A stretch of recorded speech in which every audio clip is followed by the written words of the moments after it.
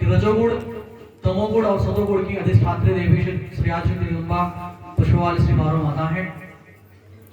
तो इन तीनों गुणों के साथ साथ शिक्षा, सद्बुद्धि, संस्कार की भी अधिष्ठात्री देवी श्री आदिशक्ति माता पुष्पवाली श्री बारो माता परम पूज्य सदगुरु श्री माता ऋषि हैं। क्योंकि इस माता आदिशक्ति के दरबार में रह करके मैंने अनुभव किया है, आज आप सभी भक्तों के बीच में जो मेरा पहचान है, जो मेरी आइडेंटिटी है, इसके जो पीछे का रीजन है वह एकमात्र रीजन है कि सदगुरु श्री माता ऋषि के वचनों का अनुपालन करना। जिस प्रकार से आपने अपने जीवन में इसको कभी उतारा भी होगा, यदि जो स्टूडेंट होता है वह अपने टीचर की बात यदि मानता है, टीचर जो कहता है उसको सुनता है, समझता है, उसको फॉलो करता है, तो वह टीचर का ऑटोमेटिकली एक फेवरेट स्टूडेंट बन ही जाता है।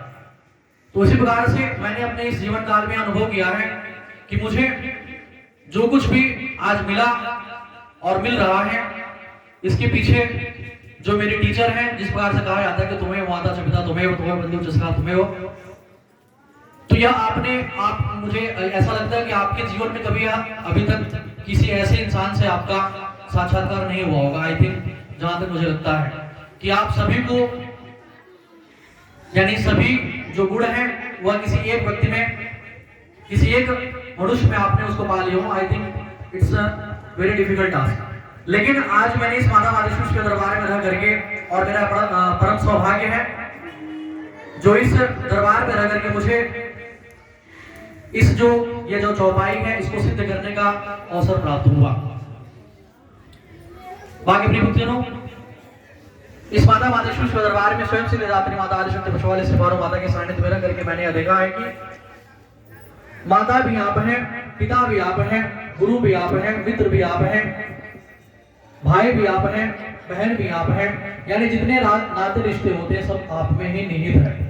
और आपने यानी परम पूज्य सदगुरु श्री माता ऋषि के द्वारा हर एक रूप में, हर एक स्वरूप में मेरा मार्गदर्शन किया गया।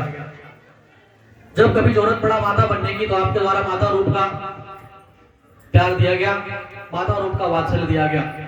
जब जरूरत पड़ा शक्ति रूप का, तो आपने शक्ति रूप से मेरा मार्गदर्शन किया।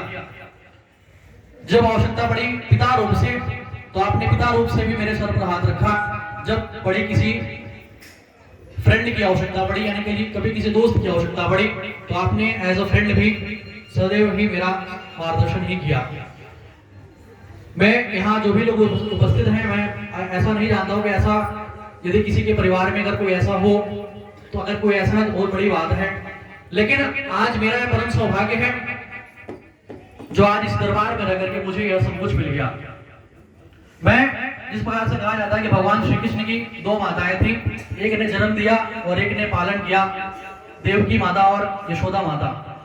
ठीक उसी प्रकार से इस दरबार में राजराजेश्वरी माता जी ने मुझे जन्म दिया, लेकिन जो पालन करता है, जो प्रोटेक्टर है, जो हमारी पग पग पर मार्गदर्शन करती है, वह सिद्धिदात्री आदिशक्ति माता पुष्पवाली श्री बारो माता है, ठीक वो यशोदा माता की तरह। और जब जब जिस रूप की आवश्यकता पड़ती है, आप उस रूप में मुझे मेरे कर्म और धर्म के भान कराती हैं और मुझे सत्य और धर्म के पथ पर चलने की प्रेरणा प्रदान करती हैं। मैं देखता हूँ कि आज अक्सर मैं आप भक्तों में जब जाता हूँ, भक्तों में सत्संग में, तो यह माताओं बहनों की समस्या होती है कि हमारा बच्चा हमारा बात नहीं मानता है, हमेशा गलत संगत में पड़ा रहता है, बुरी आदतें हैं या अन्य प्रकार से नाना प्रकार के व्यसनों में लिप्त रहता है, घर परिवार की बात नहीं मानता है, घर परिवार में लोगों को जो कि बोलता रहता है, कुछ ना कुछ जो कि उटपटांग बातें किया करता है, हरकतें किया करता है। मैं इस तरीके से देखता हूँ तो सर्वप्रथम मुझे कहीं ना कहीं मुझे दोष आप भक्तों में दिखता है, यानी कि जो हमारे गार्जियन या फिर हमारे जो अभिभावक हैं, सबसे पहली गलती मुझे वहां दिखती है मेरे हिसाब से, या आपके हिसाब से गलत भी हो सकता है, बट अकॉर्डिंग टू मी मुझे यह गलत लगता है। सबसे पहले आपने ही बचपन से ही उसको उसी मार्ग पर जाने के लिए खुला छोड़ दे दिया। मुझे जहां तक याद है कि आई थिंक आफ्टर मेरे जन्म के बाद मैं इस दरबार में ही रहता था, लेकिन जिस प्रकार से भी हाल ही में जब मैं अभी तो मैं आज ही आया हूँ दिल्ली से, तो इसके पहले जब मैं आया था तो एक जगह सत्संग में गया था।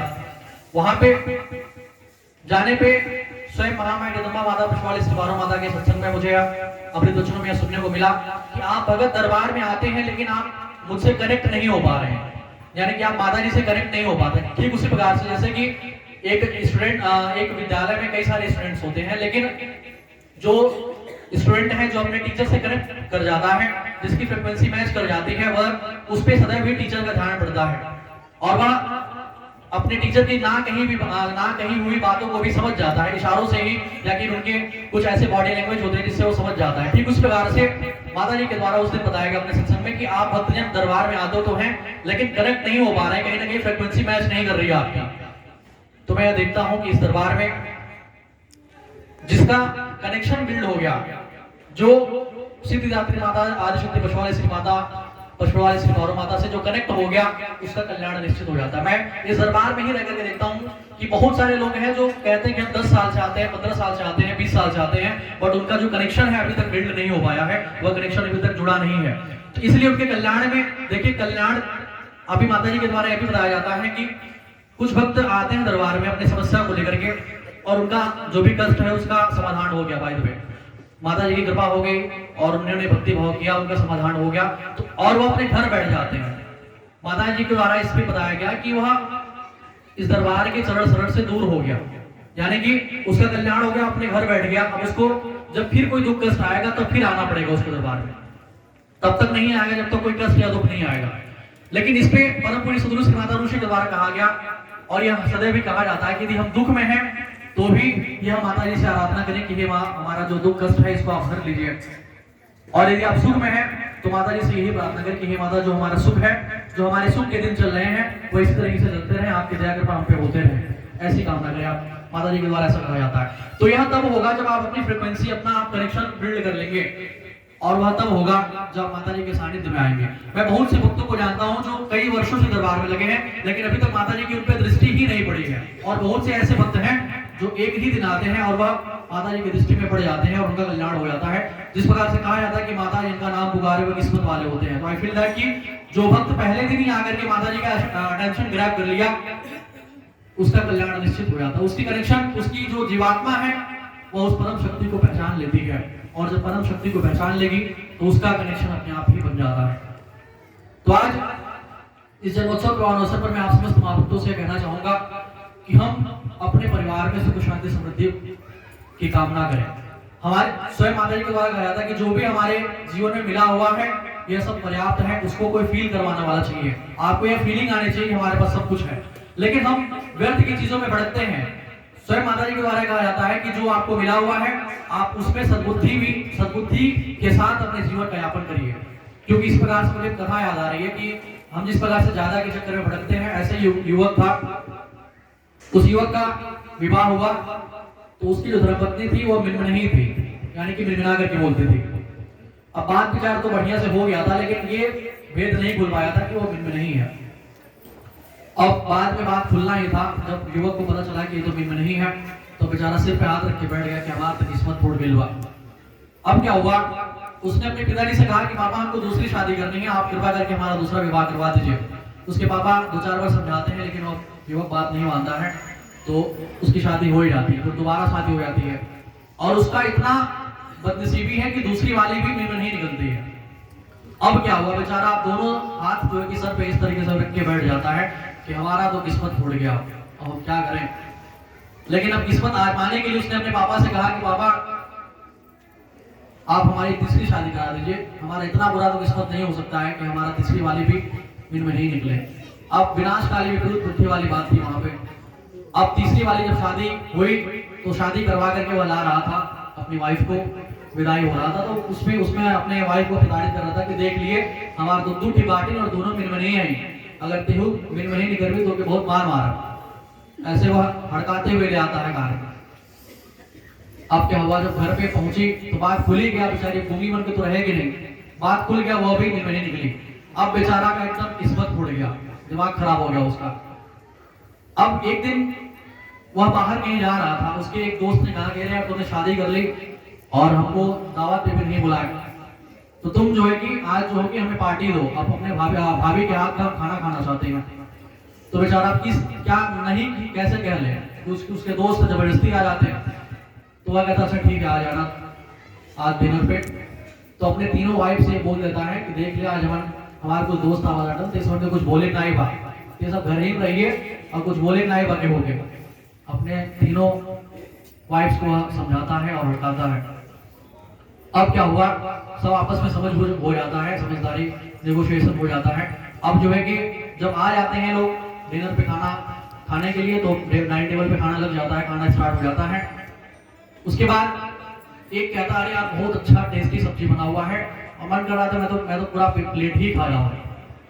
अब क्या हुआ, बेचारा देखने लगा कि ये तो जो है कि बहुत अच्छा है, सब्जी बहुत अच्छा बना हुआ है, और इसको डर लग रहा था कहीं कुछ बोल ना दे अंदर से। तब तक वो अंदर से बोलती है, जो मिनमनी इसकी एक धर्मपत्नी बोलती है कि अरे तो मसलमा हम पिसली है ना, अपने मिनमने स्वर में बोलती है कि अरे तो मसलमा हम पिसली है ना। अब जो है कि उसको बात सुनाई दे दिया उसके पति को। अब अपना लाठी डंडा खोजा, अंदर गया कि करे तो उसे पहले डालेंगे तो क्या बोले ना ही बात, तो पोती बोला था ठीक, तो 4 लाठी लगाया। अब जो है कि जो दूसरी वाली थी वहीं पे बेचारी ऐसे से कांप रही थी। अब वो बोल रही है, वो भी उससे भी नहीं रहा गया, वो भी बोल रही कि इसे हम कब्बा से कहत आली बोलिए ना बोलिए, अते बोली चल मालात को मार खो। अब क्या हुआ बेचारा, अब ये तो पागल हो गया, कह रही तो एक को समझाया तो झटकी वाली बोल पड़ी, अब इसको लात जूता लगाया वहीं पे, 2-4 लाठी इस पे भी बरसाया। अब क्या हुआ, अब तीसरी वाली एकदम डर गई, अब उसका तो रहा नहीं जा रहा था, उससे उसका हालत खराब हो चुका था। अब वो कहती है, वो अभी बोल पड़ती है, उसका भी किस्मत आज खराब ही था, वह बोलते कि भाई हम ना बोले। अब पूरा सत्यानाश हो गया उस घर में, सब जगह से जो है कि मारपीट लात घोसा सब स्टार्ट हो गया। अब कहाँ पार्टी कहाँ दोस्त, अब तो भेद खुल ही गया था।